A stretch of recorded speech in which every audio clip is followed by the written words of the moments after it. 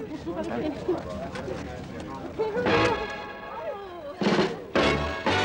thank you very much. Veteran film star Ronald Reagan, vote-catching in California in elections that are a verdict on President Johnson's policies. Tonight, a report on Reagan's bid to lead a right-wing comeback in Running for Governor.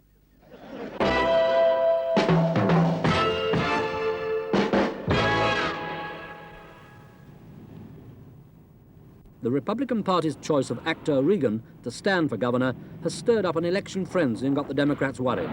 The man more worried than anyone is the governor of the last 8 years, Pat Brown. Well, you'll have to make up your own mind on its significance. Governor Romney, Richard Nixon, even Goldwater has repudiated the right-wing reactionaries in the Republican Party. But my opponent refuses to do it. Now, you can draw your own conclusion. They're supporting him like they've never supported any candidate before in their life. They're the shock troops of his campaign.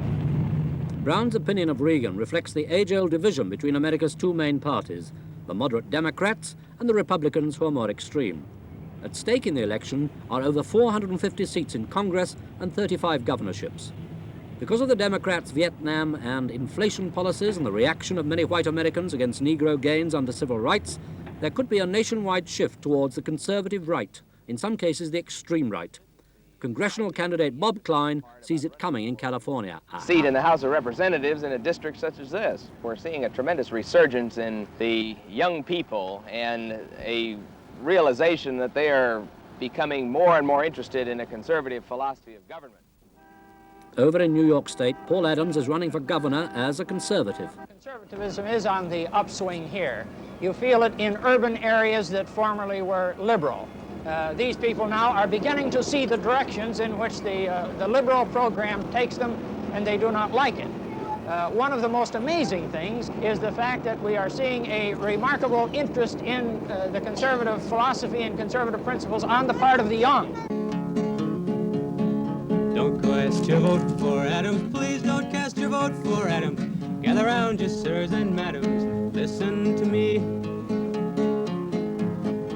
If you think that work's a cancer and the welfare state's the answer, Adams cannot be your man, sir, no, no, sirree. I pledge allegiance to the flag of the United States of America and to the republic for which it stands, one nation, under God, indivisible, with liberty and justice for all. Hail to the welfare state, don't vote the Adams slate. Three cheers for liberals and their socialistic comrades. If more taxes you desire, Adams ain't the man to hire. No, sir, he's a man on fire. Working for you.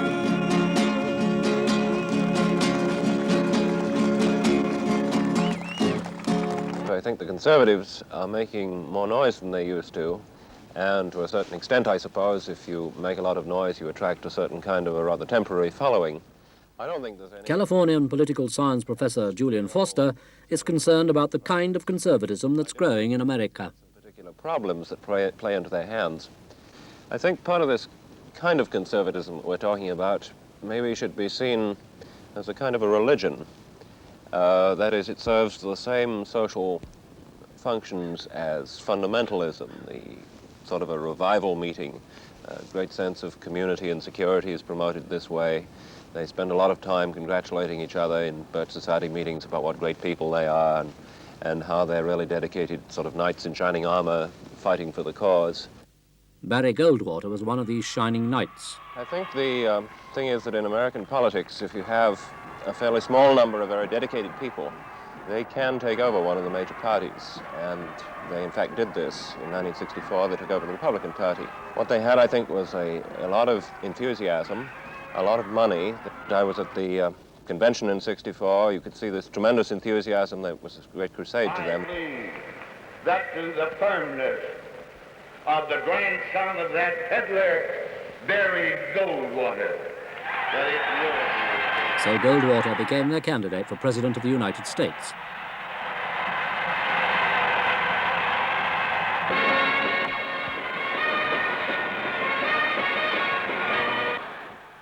They want to hold on to the Republican Party.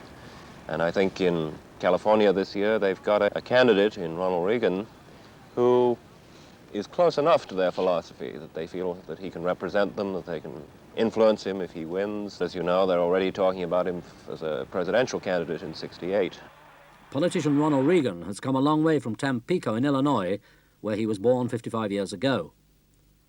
From his first summer job, a lifeguard. From the first regular job he ever had, a radio baseball announcer. From his first bit parts in Hollywood films. His parts got bigger as the public grew to like him. Actress Jane Wyman grew to like him, and in 1936 it led to marriage, then divorce, then a second marriage to actress Nancy Davis. Meanwhile, he can't be a movie star forever. 2 years ago, he tried his hand at politics, helping out Barry Goldwater. Then last summer, he made the big plunge, joined the race for governor, and became the most controversial candidate in Californian history. And he's an appealing-looking fellow. He's personable and nice, and nice-looking, and that's the problem. Pat Brown's a hustler when he's out looking for votes. His answer to the opinion polls that put him 4 points behind Reagan is the one that helped him become governor twice before: relentless campaigning. And you all know Pat Brown, don't you? Yeah! Like the Conservatives, he too wants to reach the young. I'll tell you this, I really appreciate you young people coming out here and helping me more than anything else, because the things we do in the next 4 years will have a profound effect upon your lives. And that's why I want my contract renewed. I know what we must do for you. So thanks very much for helping and assisting in this campaign and just being good citizens. That's all there is to it. Thank you very much. Now where do we go? Gene, do you want to say a word to them? Yeah. No, I just... There's nothing like a movie star to help win an election. Brown's answer to Reagan's appeal is to bring along a star of his own, Gene Barry, TV's Amos Burke. Getting a good education, that sort of thing, and just the other day, meeting some people, a woman came over to me and said, you know, my son just registered up at Sacramento State. She said, do you know that he can go to school for $51? For 51 bucks, he can go to school. Now, that to me meant a lot. And most of these young people, they don't understand it at all. They don't know what it means to them to have a right-wing reactionary in governor's office. They've never had him. Things are so good, they don't appreciate it, some of them. Oh, I think the record of our accomplishment is so great. I know that sounds conceited, but we've done so many things. Brown's accomplishments are indeed impressive. He's built a network of motorways around the state. He's dammed rivers, and he's built lakes to make up for California's water shortage, and created 6 new colleges and 3 universities, all of them free to the children of California's 19 million people, the most heavily populated state in America. First stop in his 12 hours a day canvas is a mammoth shopping center in Los Angeles. This is the sort of campaigning he likes best.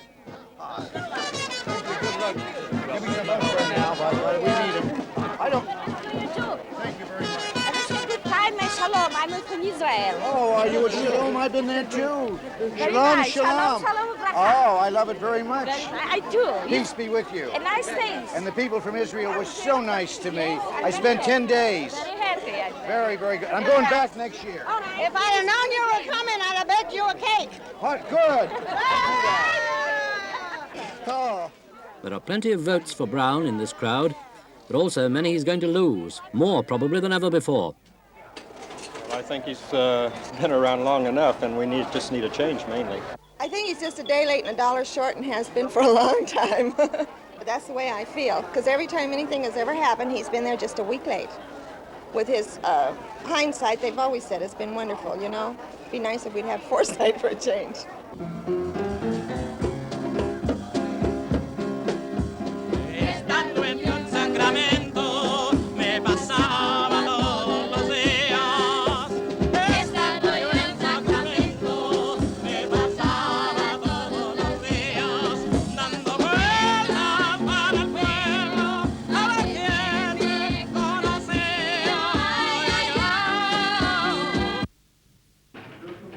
Brown's campaign runs night and day at his headquarters at Los Angeles. Here, his staff plan their attack on the opposition. The head of Brown's research staff is Richard Klein. In this campaign, Ronald Reagan has tried to appear as a moderate. He says now that Social Security is a fine thing. He's for our Medicare program. He's for all sorts of things. But what we've tried to do in this campaign is to convince the voters as best we can that this is not the real Ronald Reagan, that he's simply an actor playing a part, and that to find out what this man really believes in, you have to go back to his past and to the speeches he's made. And he made this statement regarding Vietnam, and I quote, "We should declare war on North Vietnam. We could pave the whole country and put parking stripes on it and still be home by Christmas." You know, the governor, incidentally, I always count the microphones here because the governor for several months has been taping everything I say. Lately, I won't even say hello to my wife without looking over my shoulder to see where the microphone is. Now, I don't mind his taping so much, but then they get to work with the scissors, and they edit it, and it comes out saying things I didn't say. When Reagan was asked, how do you feel about the emerging nations of Africa, he said, when they have a man for lunch, they really have him for lunch. That is Ronald Reagan. Reagan's campaign manager, Phil Battaglia, mounts a counterattack on Brown. Well, it's quite true that they are editing the tapes that they make of Mr. Reagan. They're doing this to be able to play back a distorted or twisted position. Why are they doing this? They don't want to run on the record of the last 7.5 years in California. The record Battaglia criticizes is poor planning to relieve California's acute growing pains. Brown's freeways are jammed with traffic, crowded out by the state's soaring population. Business has boomed, but not enough to absorb thousands of unemployed who live on state assistance. Brown's opponents say he hasn't cleared up California's smog. But by far the most persuasive voice for Reagan is his own. When he starts seeking new sources of revenue, he tells us that for 7 years we've had balanced budgets, and for 7 years we've had no tax increases. Who is he kidding? Is there anyone here wants to tell me his tax hasn't gone up in the last 7 years? What's happened to property taxes? Every time they dream up a new goodie in Sacramento with regard to welfare, and the county has to meet it with matching funds. There's only one place the county can get that money, is from the property tax. And your property taxes have doubled in the last few years, and they're going up twice as fast as your increase in personal income.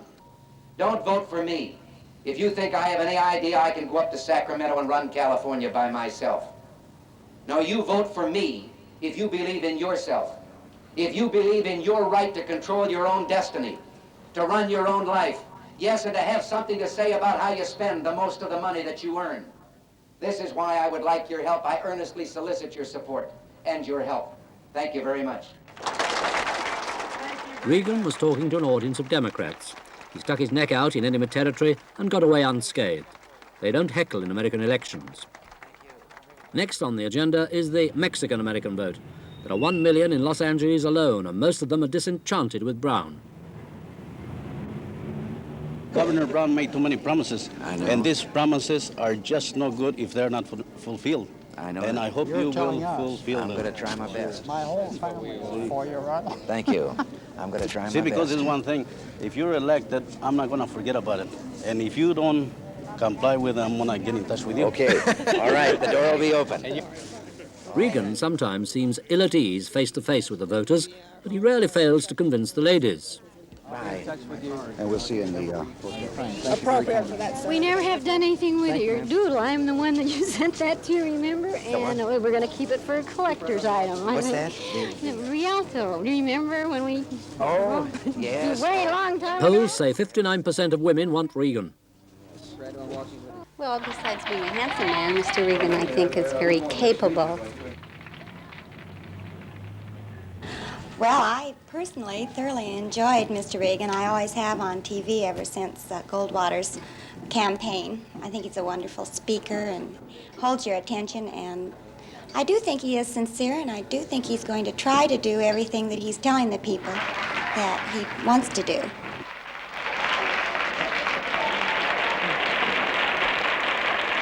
He'll make a marvelous governor if they select him, and I hope that he is. The voters obviously like Reagan, but the doubt about extremism remains, and particularly about his associates. But the basic thing in this campaign, I think, were all the extremists who were around Ronald Reagan. The people in his campaign, the people supplying the money for it, and the organizational know-how, are not the traditional Republicans. They're not the people who worked for Eisenhower when he was running for president. The people with Reagan are the men of the far, far right. The greatest danger are the men on his finance committee. Probably the biggest is a man named Walter Knott. An old-time frontier-style conservative, Knott made his millions out of a frontier-style town. Here, the public learns all about the virtues of the good old days. When they used to make neckties out of an old skirt, today they can make a bathing suit out of an old necktie.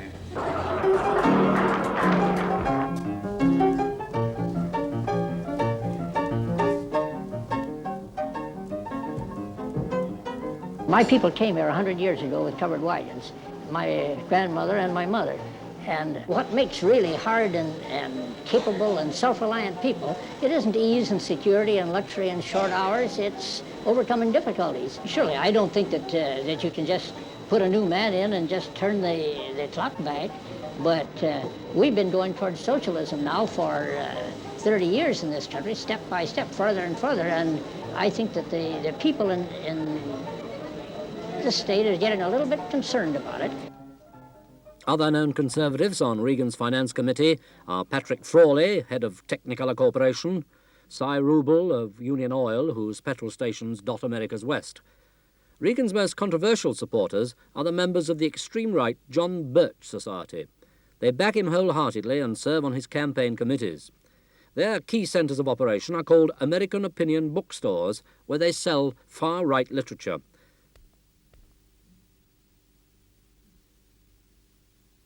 The public relations chief of the John Birch Society is John Rousseau, once a congressman himself. The leadership of the John Birch Society knows very well that sentiment in the conservative movement is growing around the country, and especially in California and other key states where the John Birch Society has been established for some time.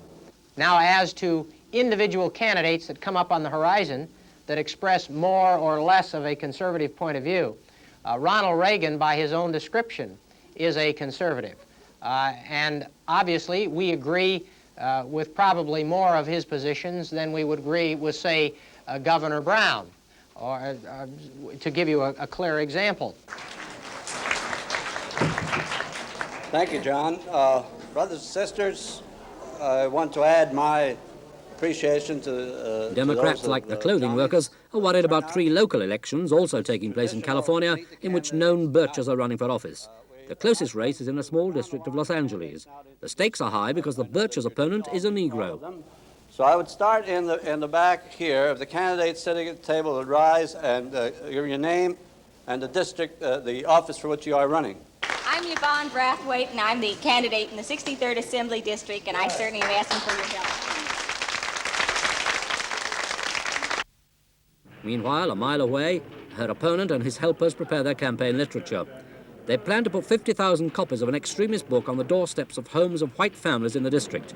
It may help the chances of Gary Arnold. I found that the John Birch Society agreed with the majority of my beliefs, and I am proud to be a member of the John Birch Society. I call myself a conservative.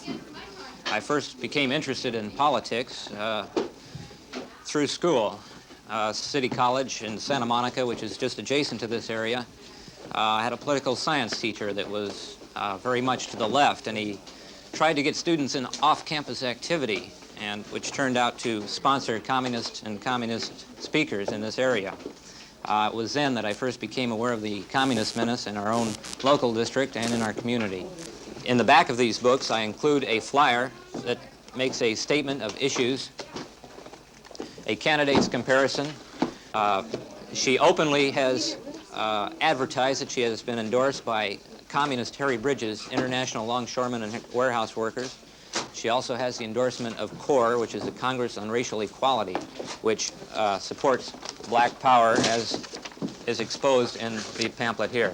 Let me say something about the district. This is the area that includes Baldwin Hills. Yvonne Braithwaite is busy too. At a neighborhood meeting, she asks for all the help she can get. Between Westchester, out near the airport, but by far the largest percentage of the population in that district is Caucasian. my opponent, and he's a member of the John Birch Society. He's proud to be a member of the John Birch Society. And he is using the type of literature that tries to stir up hate and tries to cause dissension in our community. He's putting this on everyone's doorstep in those areas that are integrated or largely Caucasian areas. So that even though we have an area that is 68% Democratic, we do have a big job. And it's a very difficult campaign because we're going to have to go out and counteract all of this misleading type of information that he has put out. So there's a place for everyone, and we would like for you to come out and join our campaign. And thank you very much for allowing me to speak to you, and I would like to answer any questions that you have. Say if you take certain houses, people that live in the community that are willing to open their house and have coffee hours. Yes. And at a time that you could come over and meet. Yes, we did that during the primary, and we would welcome, if you would be willing to have a coffee hour, we would welcome it. I think you'll do a lot better if you personally would go house to house. With your appearance and with your sweet talk, I think you can. I really do. I really do. I really do. I mean it. Because your sweet talk, you look sweet. My wife is here and I can talk. That evening, Yvonne meets with her campaign staff and worries about how to win. This rise of extremism, there is always a certain amount of panic among people, so that you just push the panic button and you tell them, well, we have to go way over here to the right, we have to become conservative, and there's a certain amount of popular appeal. You never know. You have no idea what people believe. And of course, the difficult thing is, how do you convince people that this is a member of the John Birch Society who is spreading libelous material? And you never know whether or not you're going to do, he's doing you more good or more harm. We have many people to call in to offer their services and to help that would never have offered help before. But you don't know about the people who don't call and exactly what their reaction is. Gary Arnold's supporters hope he can ride in on the Republican wave, which could take Ronald Reagan to a nomination for the White House in 1968. But one final doubt about Reagan remains: his refusal to reject the extremists. Former Republican State Chairman Caspar Weinberger. I've often felt that in a campaign you have more trouble and difficulties from your supporters than your opponents. Personally, I believe that the way to win an election and the way to be correct morally is to make it clear at the outset that you are not part of the Birch Society and you don't want any kind of support of that kind. This was the basis of my advice, that he should use unequivocal repudiation terms so that the press wouldn't continually hound him about this one issue and he could talk about something constructive. Well, of course, I've always been very proud of the term conservative, but in the last 2 or 3 years, the Birch people and other extremists have made it almost impossible to use that term. Well, I think conservatism is a natural first step. It's an unavoidable first step, and I was a conservative for a long time. And we went around tittering and giggling in cellars and basements about the you-know-whos and all that sort of thing until I finally discovered that we were getting no place. George Lincoln Rockwell, head of the American Nazi Party. History is the same, and I finally realized that the enemy is violently radical, even terroristic, and the only way you can oppose such an operation is to oppose it with its own medicine. You've got to be just as radical and just as rough as they are. And once I learned this, I began to wonder whether maybe Adolf Hitler was right. Conservatism is a first step, but it's only a damn fool that stays in first grade all his life. Caspar Weinberger defends Ronald Reagan. Because Mr. Reagan's whole personal and political life has been totally opposed to this kind of hate philosophy. I think Mr. Reagan, after he's elected governor, and I'm sure he will be, is going to surprise a great many of these people by the moderate and competent nature of his administration. I think it's very essential that we guard against any attempt by any hate or extremist group to take over the state government or any political party. I don't think it's possible. I think the reason Reagan has obtained such wide support within the Republican Party is that the great majority of its members are satisfied that he's not in this category. I don't think the people of California would ever support an extremist candidate or a hate group candidate or anyone on either side of the political spectrum who is out on that edge. I do think it's terribly important that we ensure that this doesn't happen. But as long as we have free, open elections, I don't think it's ever going to happen, because I think the people of California are very independent. They aren't a partisan group of voters. They shift rapidly from party to party, but they shift to seek a man that either presents a fresh picture of hope to them or someone who otherwise attracts their confidence.